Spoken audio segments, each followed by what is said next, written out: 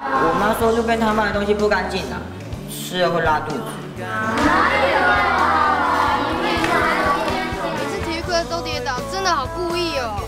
浴室很脏，我很讨厌脏。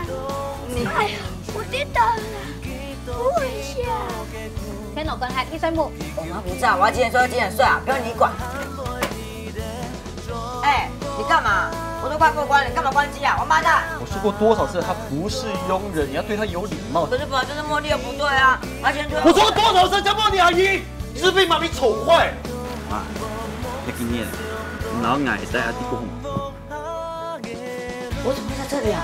为什么要把我送到这里的？我不要来这里，我要回台北，我要回台北啦！妈，我希望佢老矮些時就強用，佢哋快樂嘅童年。